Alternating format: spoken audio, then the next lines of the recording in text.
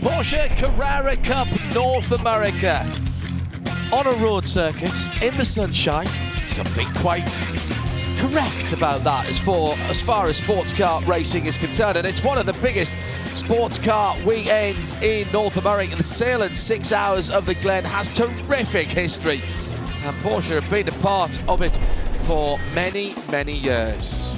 Road racing and motor racing, well, that runs deep in the history of upstate New York and the Finger Lakes area. This 3.4-mile circuit with 11 corners built to take racing off the public roads around this area, but it reflects the character of those public roads.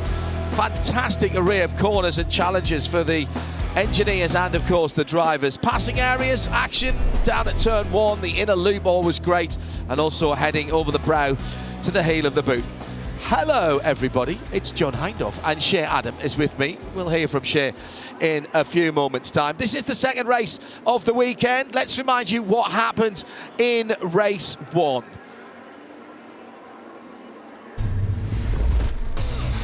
Yesterday, getting underway with the flat sixes howling down to turn 1.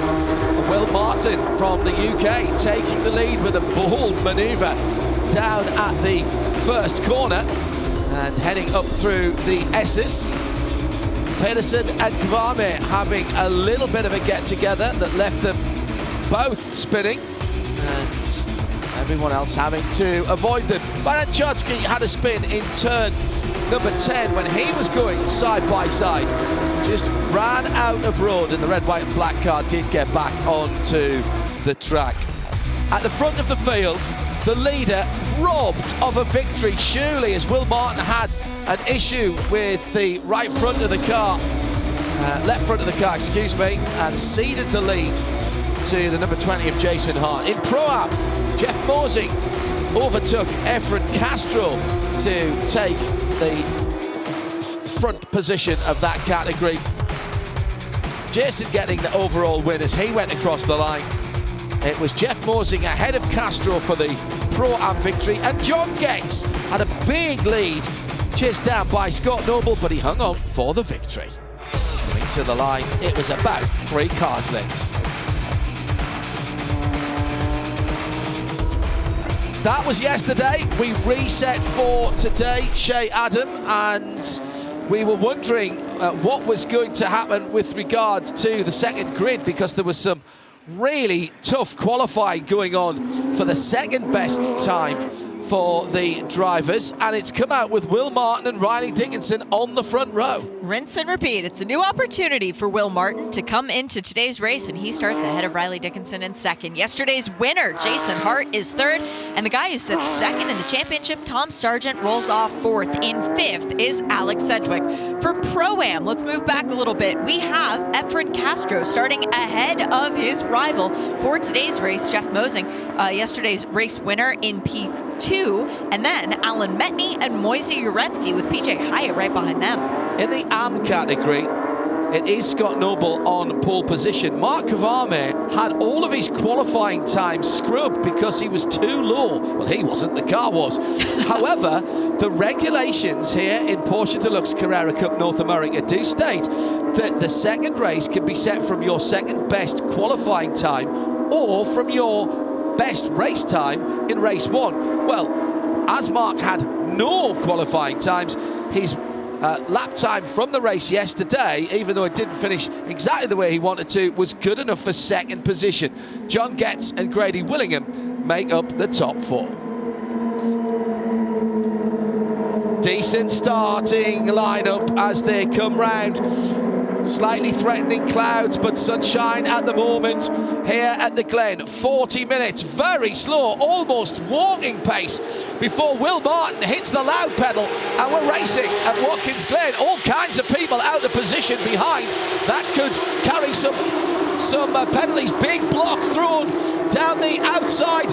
Goes Riley Dickinson. He's pushed off a bit of hip and shoulder there. Will Martin's I think he's going to get a penalty here for overly aggressive defending going down into turn 1. I'm not sure that race control will like his pace coming up to the line either. He's come from the UK. He's used to defending. You can't make a manoeuvre here in response to somebody challenging you, and that's exactly what Riley Dickinson did. Went one way, then the other, and I think that was right on the ragged edge there for our leader. For car number 74, Jimmy Liebert, very early out of line, well before the start-finish line. Race control will take a look at the start and examine who else was out of line, because I saw back in our AM battle, Scott Noble and Mark Fame were split by John Getz, so he was also out of his column before we got to that start-finish line. A lot for race control to try and take a look at. It is Will Martin leading the way, and now a little bit further back, Jason Hart still running in the 4th position, has Alex Sedgwick all over his rear bumper. This is going to be a doozy. Sedgwick now side by side, actually, with Sean Varwig. So the leader at the moment, the pole sitter, Will Martin, taking it to the rest of this field, side by side, further back down the field. Alex Sedgwick, another Brit, and Sean Varwig. And Varwig's gone through. Varwig goes through in that number 2 car, the Kelly Moss machine, the lighter of the two. Oh. Way over the exit curb of turn 10. They're all going to get track limits for that one. That was about the first 15 cars. Yeah. Guys, did you forget where the track goes? Yes. You do get an advantage there, taking more speed through turn number 10. Race control will be looking at that. What a noise as the cars scream through underneath us to go down into turn 1. 35 4-litre flat 6 normally aspirated cars with just over 500 horsepower each. That's a lot of cylinders, a lot of horsepower, and a lot of noise. It's called an orchestra. It is absolutely music to my ears. Side by side again. This time it is the number 13 of Varun Chotsky, who is battling with Speedy Dan Clark, 64 in the highlighter yellow and green and white car. Dan Clark, who started off the weekend in the worst possible way by missing most of the first practice with a mechanical issue. Well, yesterday he made up for it quite a bit, finished 5th in the first race, and he looks to be very quick again today. That car, you can't miss it out on the track with the bright green wheels, the yellow flash of highlighter across the middle of the hood, and then the white on the rest of the body. It's very much the NOLA Sport colors, and appropriate considering that's the team he drives for. Absolutely correct. Great to see Dan back in the full season entry. We're hearing from race control the start is under review. That is standard operational practice. I think they've got a bit to look at. There was at least 2 or 3 rows that were, I reckon, 3 wide by the time they got to the line, and you are not supposed to do that. We had 34 cars start. I'm pretty sure they're going to be looking at 30 of them to make sure that they went the right way across the start-finish line, as PJ Hyatt is the only one of our cars who did not take the green flag. He's off with Rexy duties right now, John. I think that's what the holdup was for PJ. Man who drove a Porsche at Le Mans just a couple of weeks ago. His lap number 2 is complete, and still Will Martin leading the way, pulling out a significant advantage over Riley Dickinson, and then Jason Hart in 3rd with Tom Sargent still in 4th. Who is leading in Pro-Am? It's Efren Castro once again, but Jeff Mosing has caught up to him, and 4/10 separate the 2 of those drivers. Now, John, we're so used to them being together, whether it's in the championship or on the racetrack. Yesterday, you called him Jeff Castro, and he joked to me, I might actually have to change my name because it seems like we're always tethered together. Why not make it official? Efren Mosing and Jeff Castro. I think so. Yeah, okay. Create their unity. Yes, 35 minutes still to go. We've had 5 minutes, still side-by-side action, and that is Efren Castro in the number 65 car, the dark red and silver machine, who is battling for that Pro-Am lead. That was Thomas Neveu, I think he's just gone through. I think so. In the McElrea racing car, so that wasn't a pass for class position, but it was a class for 15th. Oh, and there goes Mosing, and who's that? Zebra Cook following him through, and that will be a position for Thomas Neveu if Sabra can get through on him. 24 car with the green front is Thomas. Sabra coming round the outside in the deluxe Porsche, the Kelly Moss racing car. Stay there, you can make it work. Now got to tough it out down towards turn 8. Sabra's got halfway ahead. Should be able to get on the brake pedal a tiny bit later. Roll off the brakes in the middle. That's a beautiful manoeuvre. Not even a hint of a locked wheel. These cars do run ABS. The only Carrera Cup in the world that does so. That was an option box that was ticked by Porsche Motorsport North America. and talking to the man at the head of that, Troy Bunny, and asking them why that was the case. It's because this is a learning experience, and many of the young pro drivers that we have here, and by the way, there are 20 full pro cars, 20 full pro cars in a 34/35 car field. Many of these young pros will be heading on to GT4 and GT3 machinery, and they all have ABS. So this is part of the learning process, courtesy of Porsche Motorsport. Learning out on the track, Mark Vame has gone to the lead of the AM category, but John Getz, yesterday's race winner, sticking with him. They are separated by less than a second, and then 4/10 behind Getz is Scott Noble, who qualified on pole for both of the races this weekend. Scott's been in fine form lately. Yeah, and he raced very well yesterday. John Getz had a big lead at one stage, getting up towards 10 seconds, and that evaporated. We suspect he was off the circuit for a little bit, but don't take anything away from Scott, because he was pushing very, very hard indeed. Now, battles for second place. Riley Dickinson and Jason Hart. These two were at it yesterday, but it was for the lead. Will Martin is 1.4 seconds up the road. Now, Riley Dickinson had a cracking start to the season. He was pretty much unbeatable. 5 for 6. And that has given him a, relatively speaking, commanding lead in the championship. What about he 50 knows, points. Yeah, not too shabby. Not too shabby. When you consider that fifth on down only have about 50 points. Correct. So he knows that he doesn't have to keep winning races now. He's got the season, he's got the points on the board. That, you know, we talk about that in stick and ball sports, don't we? Good first and second quarter in football, you get the points on the board. Sorry to all the Atlanta people here, but so did the Falcons when they were playing the Patriots in the Super Bowl, and that wound up being 27-3 at the half and a very different score at the end of the day. Well, all you've got to do is not get beaten in the next two quarters. Yeah. You know. Which is exactly where we are at this stage in the season. This is round number 8. We have 16 races total. Yep. So at the end of today, at the checkered flag in 32 minutes and 13 seconds, we're going to be halfway through the season, which means that somebody else would have to come through and win 5 races. That's a tough ask in a championship and in a field that is so competitive and so close. All right, get your bingo card out. We thought we saw a few cars going through. This is the first of our start penalties, though, John, because I think there will be more. So Jimmy Lieber for MTK Motorsports in the 74. 72 of Philippe Martian. And 57 of John Getz. Lining up on the wrong side.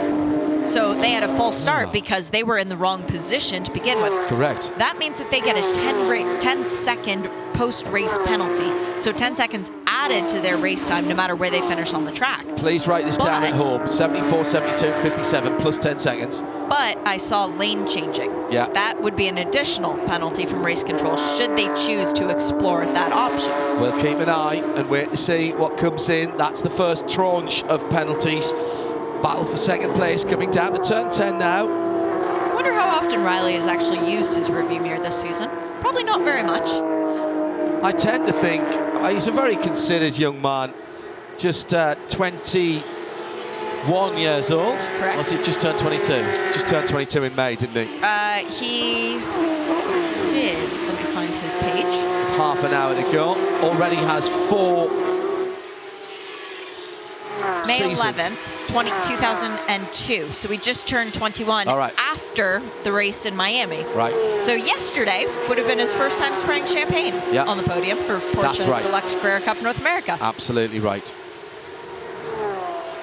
Already, though, he has had 4 seasons of experience at this level of racing. Thomas Naveau is in the pit lane. His car was falling backwards. He was first passed by Efren Castro, then passed by Jeff Mosing, and then Saber Cook. So clearly something wrong with his machine. Jeff Mosing's just put the fastest lap in for Pro-Am in the number 56 car, 16th overall, second in class. And for the sake of probity, I will tell you that Mark Kwame has worked his way to the front of the AM field with John Getz just a 10th of a second behind him, and 2 tenths behind that is Scott Noble. So that's a cracking battle going on. 1:10. 43, 57 and 10. And they are nose to tail for that AM battle. Mark Kvamme coming back from having all of his times cancelled from qualifying. That means that John Getz has reeled in almost a second on Mark Kvamme within the last lap, even though John Getz, well, I don't know if Johnny Wright's boys and girls would have told him over the radio yet that John Getz has a 10-second post-race penalty, but he needs to pass Kvamme and check out in order to try and keep a win here today. Tough ask. Very tough. That would be. John's been having a good weekend, though. This probably one of two of his closest racetracks. Lime Rock Park and here lives pretty much equidistant between them. Leaders across the line: Will Martin, JDX, Riley Dickinson, championship leader, Kelly Moss, Jason Hart, winner yesterday for MDK, then Tom Sargent's for McElrea Racing. What a great weekend it's been, and what a great season it's been for them. Battle for the Pro-Am lead. Efren Castro and Jeff Mosing are tied together with a relatively short bungee cord as they go through turn one. Efren in the red and black car, Jeff in the yellow and dark red coloured car, the rhubarb and custard car as we like to call it. Jeff doesn't mind that, does he? I don't think so. No, he's fine. He would have told me. I'll check in with him later on. I'm big enough and ugly enough to find in the paddock, so I'm sure he would have said something about it. These two guys battling, it makes me giggle every time because they have such good camaraderie off the track, and they're so happy to be here racing Porsches that for them the peak is getting to just battle each other back and forth for the lead. Hey, I'm going to pass you here like this. Oh, I'm going to try that next time. Yeah, I tried that last time, it didn't work. It's wonderful. Blue and red car, Efren Castro, slightly revised livery for this season. Oh, now somebody has dropped a Michelin tyre into the dirt coming out of turn 6 ahead of this battle. So who might that have been? Ryan Yardley, Travis Wiley, De La Torre, maybe. Still waiting to see if there's anything more from the start line penalties. It looks as though not. So I wonder if that changing lane then was lining up on the wrong side. Maybe that's been how it's been assessed. If you were actually on the wrong side of the track, that was a changed lane, you would not be in your correct starting position, would you? Could be. So those three cars that we mentioned earlier on would get a 10-second penalty after the race. So if you're following along live here, and we're live and free across the world, here in the US and globally, all action, all excitement, no charge for all of the IMSA Porsche Deluxe Carrera Cup North America once again this season. The biggest question I have right now, John, is what is going through Will Martin's head? Because he's currently 2 seconds ahead of Riley Dickinson. Yesterday, he had a very good lead, and then he didn't, and he wound up in the pit lane. So, is he thinking about that at all? Or is he completely focused forward? Got to think he's taking it very easily on the curbs here. Yep. So he doesn't do any damage. We never really got to the bottom of what had happened there. Couldn't decide if he clipped the back of another car or maybe just dropped the left-hand front Michelin tyre over the edge of one of the curbs and it had done damage on the way back. So another great battle. Here's the AM battle that we were talking about a moment or two ago. Mark Kvamme had pulled out to 7/10 of a second, but John Getz has just done the fastest AM lap of the race last time around and pulled back a few tenths. Never mind the stopwatch, this is a visual gap. So the first car going down into turn 6 with the purple and the bright yellow on it is Mark Kvamme. Then the GT Silver and Blue 57 is John Getz. The blue and white car, which I always think is very elegant, is Scott Noble. And then behind that, not in this fight, this is a Pro-Am car of Chris Palomo. So, but he is MDK Motorsports, which the boss is the car at the front of this train. So he gets involved here, he can potentially cause a little bit of havoc in the GT, in the AM category in this Porsche Deluxe Carrera Cup North America. I can't see Chris doing that, though. He's a very fair driver. He's got ties to Flying Lizard Motorsports, running with them and Porsches and other iterations of championships. And he's kind of sitting back at this point and watching the battle unfold ahead of him. And I don't blame him. This is a wonderful opportunity to grab a bucket of popcorn and kind of enjoy some good Porsche battling. John gets just a little bit further back from Kwame after that lap. Didn't get as good of a lap time, but Kwame also not able to run off and hide. John is very good through the first sector of the track. This is where he's been good, but Mark seems to have got a bit of an advantage here. Let's see what they're like when we get into the inner loop, the bus stop, added a few years ago because the top speed's going into what is now the outer loop at turn 5. Well, actually, it was always turn 5. The bus stop doesn't have, the inner loop doesn't have turn numbers here. But the top speeds were getting a bit high. I think track management worried they might launch people over the top there if you made a mistake under braking. Understood. And so that was put in. It is actually, it has made another passing opportunity, both into it, through it and out of it, because if you can force a little mistake onto one of your competitors, there's all kinds of options. John Getz, good weekend for John. For the most part, did have a little drop in one of the earlier sessions. Qualifying. Yes, in qualifying, yeah. And lost his fastest 2 laps, so he'll be another driver whose starting position today was set on his best race lap yesterday. John Getz hasn't finished every race this season, but every race that he's finished, he's been on the podium. Yeah. A bit like the Dos Equis man. He thoroughly enjoys his racing. The AM category for the more senior in years, the more life experienced drivers, shall we say. The cars are all identical. You can ask for permission to move up. So if you're an AM driver and you want to compete with the Pro-Ams, who are a little bit younger drivers, maybe drivers with a bit more experience, or your Pro-Am that wants to be in with the pros, who tend to be career-minded drivers, not exclusively that, then you can appeal to the organisers, and they will generally say, hey, you want to go and be in that class, by all means. What you can't do is be a young pro and run in the AM or the Pro-Am categories. Yeah, that's called pot hunting, and we don't allow that here. That's not very fair. No, and we should also mention this is multi-class racing, but all the cars are exactly the same. The only difference is basically what setup the crew can do to it. Yes. So team by team, they can make changes to the cars. You can change the rear wing angle, you take wing out, add wing in, change the shocks, do very little subtle things like that. But the only difference, the drivers. A lot of dirt being thrown on the track at the exit of turn 6. Mark Kwame there came through a sort of mid-brown sienna fog as he came out of it. Looked like an old London pea super there, back from the 40s, 50s and 60s. Or a sandstorm on Tatooine. This is the way. Will Martin still leads by 2 seconds now. Riley Dickinson has consolidated his second position. He's the next car back, the white and green Kelly Moss racing car. And he's got about the same gap as he crests the rise over turn 4 to Jason Hart in the MDK Motorsports car, brightly coloured. Then it's about 2 seconds again, back to Tom Sargent, who's just put his fastest lap of the race in. So he's actually just trimmed 4/10 of a second from Jason.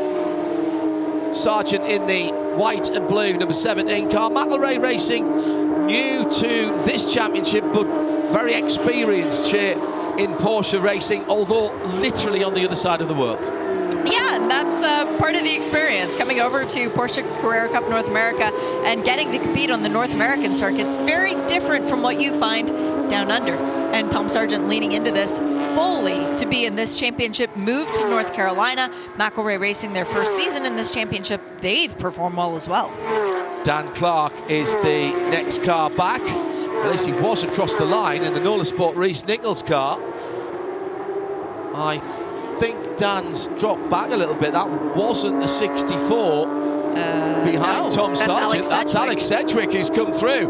This is the man originally from Southam, just outside of Royal Leamington Spa in the centre of England. This is most of his time over here in the States now. Hasn't done a full season of racing for quite a while. Really interesting project that he's got going in the number 98 car with JDX and PT Autosport, and trying to give individuals who perhaps don't always have the opportunities in motorsport a fighting chance to get a start as a career, as a driver, an engineer, or in other parts of the motorsport world. Give them a chance to get a foothold. Find out more details about that on their website at PT Autosport. Nice bit of social and social responsibility there, as we see across the IMSA paddocks, to be honest. There's a lot of great work going on with various charities. And let's not forget that Kelly Moss machine with Racing for Children's for the Children's Hospital. The handprints adorning the hood of the cars that have done so well in this championship over the last, 6 years that they've been wearing that livery. Representing very well. As there's been a change for the lead in Pro-Am, Mr. Jeff Mosing has gone to the front and is now a quarter of a second ahead of Efren Castro. But fear not, that gap will dwindle. These two guys who love playing with one another out on the racetrack. Alan Metney, meanwhile, a further 11 seconds behind the leading duo. And in Mark Kawami has stretched his lead to a massive 1 second over John Getz. He's still hanging on there. 152.890, 152.817 between those two last time around. Now, this is getting interesting again at the sharper end of the field. I'm captivated by the best lap times that we've seen. Now, they don't count for anything going forward. It's not as if you can earn a pole position, but Will Martin, the man out front, is the fastest car on the racetrack and has been. Jason Hart in third is the second fastest. Third quick, Tom Sargent, by 1/1000th of a second ahead of Riley Dickinson. When was the last time Riley wasn't in the top 3 for fastest cars? Fair point well made by Shea Adam, who's alongside me, John Hindhoff. And this is the IMSA Global Broadcast booth overlooking the start-finish here at Watkins Glen with 17.5 minutes to go. So into the second half now with Will Martin just holding on to that lead. While we're talking about charities on cars, I've just been reminded the Racing to End Alzheimer's that Mark Fame has adorning his car this weekend with all the names on it of people who have suffered from Alzheimer's, from charitable donations, from people trying to raise awareness of it and trying to find an end to this terrible disease. And someone we love very dearly in the paddock has this on the car as well. Diane Swintoll's mom is on that car. So see, we don't have to look very far to find more worthy charities. It does your heart good to look through all of the IMSA championships, whether it's here at Porsche or in the other manufacturers, and indeed the headline championships, the Michelin Pilot Challenge and the IMSA WeatherTech Championship. People using the publicity, the visibility that they get. Look no further than someone like Heart of Racing, who've raised over $12 million for the Seattle Children's Cardiac Unit down through the years. Yes, they're a racing concern. Yes, they're a business. But my goodness, there's so many people in this paddock who are trying to give back in one way or another. We salute them all for it. Right, Mark Kwame now, having cleared off to a whole 1 second. That's been halved, I reckon. Probably even less than that. The GT Silver and Blue and Purple car is John Getz. But John, remember, is effectively 10 seconds plus that gap behind him, and that's going to push him out. I think that might push him out of the top 3. I think you're right on that. As long as they keep battling. Well, as long as they keep battling and taking time off, allowing 4th and 5th to close in, as it is right now, they should be okay. John Getz should still finish in 3rd. Yes, because James McCann is just over 15 seconds behind John Getz. So at the moment he's all right, or at least he's all right for a podium position. I tell you what, he's going to be really annoyed with himself if he does manage to pass Mark, cross the line, and then realise he's not going to take the victory. Or is 9.9 seconds ahead of him. Yeah, it's not. That isn't going to happen. I don't often look at cameras, but when I do, and the headlights start to stand out a little bit more, it makes me nervous. And the headlights are standing out a little bit more. It's getting a bit darker. The sky is getting darker. Scott Noble's just put the best arm lap in, 1:52.3. We have 15 minutes remaining in this race. All right, let's see who's got the performance left.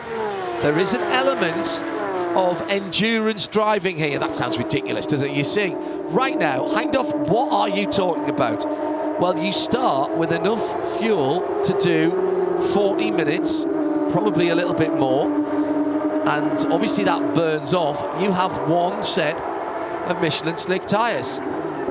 You push too hard or you try, and that's what Mark Varmy's just done down at turn 6, by the way. He did push too hard and the front did not turn in, and he's now lost that gap. Meantime, another incident to be looked at. That would be between cars 74 and 77. Travis Wiley in the 77, Jimmy Libre in the 74. 12th and 13th, those two at the moment. May I present to the court some evidence potentially impacting our AM battle? You must start one race on qualifying tires. Yeah. Perhaps Mark Varmy started today's race on the tires with which he qualified and had set a time and then ultimately had all the times disallowed. Perhaps Scott Noble and John Getz started on new Michelin rubber, and that's what's giving them a little bit of an advantage. Yeah, side-by-side action behind, and that was very tight indeed. Here comes the car that wasn't in that arm battle, and that, Chris of course, Palomo. was Chris Palomo, as John and Scott got side-by-side. Scott got on the grass, too. Oh, Scott was well on the grass. Mark Kawami says, thanks very much, guys. I'll clear off, and from having about a third of a second, he's now stretched to, oh, hang on a second, 2.1 seconds. I'm hearing from race control, rain 15 minutes out, 13 minutes left in this race. Could be a wet podium. Well, it'll be a wet podium because there'll be champagne being sprayed on all of them. Yeah, that's fair. And this is their last race. All right. So out of turn number 9, oh, Scott was squeezed just a little bit by John there. And Chris Palomo almost did the twofer. And overtake another one free, but not quite right. Well, Scott Noble clearly watched the Idemitsu Mazda MX-5 Cup Championship earlier on and realized that there is traction to be had in that grass. On the grass. Drop back just a little bit now. Maybe got dirt on his Michelin tyres, and he cleaned that up after a couple of ice. Dropped well back, actually. John Getz has got the bit between his teeth, though. He's pushing back on again. He's driving so well this weekend. It's the best. I think it might be the best I've seen, John. I mean, that sounds silly for John when he ended up in the wall during qualifying. But his racing this weekend's been good. He's had good pace in the car. At the front of the field, same can be said for Will Martin, the JDX racing car, the black and gold machine. Jeremy Dale, Harrison Bricks. Oh, big shunt. And that's Chris Palomo. That is Palomo, and he shattered the radiators at the front. This will be a full course yellow. Reset everything coming out of turn number 8. The EMR safety team already on the scene. That's a car that has lost it coming out. Oh, it's raining. It's raining at turn 8. That's what I was going to say. It all came from yesterday. This is going to be chaos. Spin for, also for the 63 car, Michael Merritt, the white machine, and with safety vehicles on track, it will be double yellows leading up to there. Michael's still got the flat 6 running. Wow, well, that actually, Chris Palomo might have done everybody else a real solid here, because in bringing out, it's awful for him, and good news is he's out the car. I saw the sheen on the pavement there, and I thought it was from the coolant from the radiators at the front, but it's raining at turn 8. That's where it does come in from that southern and western side. So he's in behind John Getz. I reckon he's going to just go over the curb. He tries to pinch it. He tried to not go over the curb, pinched it, and I'm afraid his momentum and gravity took over. He tries to get to the right-hand side of John Getz and just loses the car. The curbs get slippy quickly, even when they're not damp. And I think he just spun it up. And then Michael Merritt coming on the scene, spinning with double yellows and with full course yellows. That might get them a slap on the wrist. just looking. Left Yeah, rear he wheel. was just on the curb for Chris Palomo.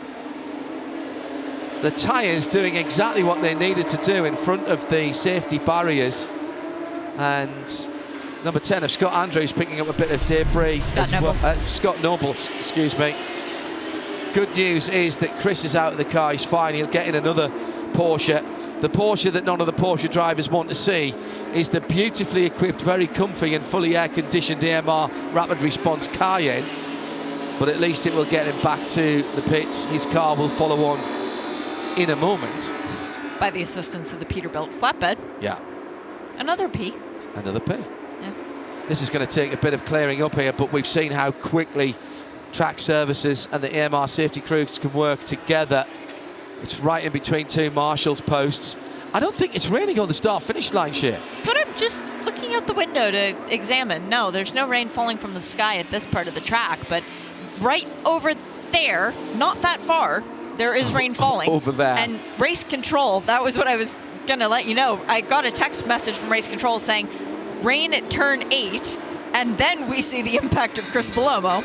And then, of course, it all kicks off. As I say, neutralising the race here, Chris Palomo unwittingly costing himself a bit of money there, but also probably saving more carnage in this field with 8.5 minutes to go in the second race of the weekend and the 8th of the season for Porsche Deluxe Carrera Cup North America. Shea Adam and John Hindhaugh on duty. From here, we go to Road America. Then we go to the Indianapolis Motor Speedway. Woo-hoo. Then WeatherTech Raceway Laguna Seca for Rennsport 7. And rounding out the season at Circuit of the Americas with the Formula One weekend once again. 2 races at each of those events. Road America, by the way, is with the NASCAR Xfinity Series. Yeah. Brand new pavement there as well. That's what I was just going to say. We've had the Indy cars out on a different spec of tire. We're going to have NASCAR out there on a different spec of tire. This is going to be our first preview of what Michelin looks like on the track. Before the WeatherTech Series and the rest of IMSA gets there later in the year. 1 week later. Yeah. So I'm very excited to have our Porsche Deluxe Carrera Cup North America runners out on Road America because they're going to give us a preview for what we're going to get for the rest of the IMSA weekend. That's a good point. I hadn't realised it was just the weekend before. Right. So clean-up continues. Clock runs in behind the carmine red Porsche safety car. And I can actually hear rain falling on our effects mics now. So that tells me there is rain falling around That's the just circuit. me doing Morse code on my microphone. Oh, really? Yeah. Okay. Send Peter immediately. Always. So, at the front of the field, Will Martin leads. His comfortable lead is gone to Riley Dickinson. Question, will we restart? Second question, will Riley manage to get back through? That's a very good point. Will we restart? Because that affects John Getz, who had a very big gap and a good handle You read my mind. on the podium. Sorry about that. No. I'll stop reading it now. Jason Hart in third. Tom Sargent unlucky just off the podium in fourth. Alex Sedgwick fifth. Dan Clark sixth. Michael McCarthy seventh. Sean Varwick eighth. Varun Chosky ninth. Michael Cooper 10th. That's 2 JDXs in the top 10. 3 Kelly Moss racing cars. In Pro-Am, Jeff Mosing and Efren Castro are well into the top half of the field for Pro-Am first and second. And Mark Varmy, John Getz, Scott Noble. Now James McCann now, of course, right with them. And Grady Willingham is only, well, when Christian Cole and he catch up, he'll be right there as well. I think we'll find that John Getz, with the 10 seconds, is going to drop way out of contention in the AM. Who was the other cars as well? They were Jimmy Libre and in MDK Motorsport 74. He was in 13th position. What was the other name that I said? Not Travis Wiley. That was an incident on track between the two drivers. John Getz. Was it Ryan Yardley, 78? 78, 74? Could be, yes. I'm very curious, though, because the debris field has to be quite large, given how many cars were weaving back and forth on the front straight behind the safety car, clearly trying to clear off their tires. You don't get heat in your tires very effectively by weaving back and forth. You do that through aggressive braking, and not seeing very much aggressive braking, as it looks like there is a significant amount of rain it's pouring at the back end of the track. Before you get into the bus stop, it's dry over here. Rain gods, if you would please hold off and letting it come down completely until I get back into the pit lane for the next session. I would really appreciate that. But you know, John, over the course of this week, I've had conversations with many of our drivers. Two of them, Alan Metney and Jeff Mosing, freely admitted to doing the rain dance because they wanted this. It was Goldcrest's Philippe Mathian. Yes. Who was the third driver. He's retired a long time ago. Yeah. So that car won't need its 10 seconds. Well remembered. No, I had to look back on the race control screen. We have all of that information. Thank you to our timing partners at Alcamel here at IMSA. And also working with them at Le Mans a couple of weeks ago and in the WEC, of course. Thanks to the full team for giving us all of that information. This is going to end under safety car, I think. 2 to go. It'll come down to what the barrier situation is, I think. It was in the tires. That makes me more optimistic because there wouldn't necessarily need to be a barrier repair. The safety car lights are still on, though. Have to go out shortly, and I'm not sure we've cleared the... I'm not sure that we've cleared enough of the work on that stretch from turn 8 up to turn 9. I mean, you can get them out of the way if you pulled them straight up there and turned right into the cut-through on the short course. If we do finish this way, though, this is only Tom Sargent's second non-podium finish. Yeah, I know. It is a remarkable year the young Australian is putting together, and it would be 5 seconds and a third. 5 seconds, third from yesterday, and a not good finish from the second race in Miami. But other than that, this would be one of those seasons that you look at and go, ha, he's in it for the championship. But then there's Riley Dickinson with 5 wins and a third and a second. They have got the air dryer on the exit curb at turn 8. Presumably there was no debris over there. Safety car lights are still on. Safety car lights are still on the 992 turbo. I think this is going to be white flag under yellow. So you can start doing a bit of arithmetic.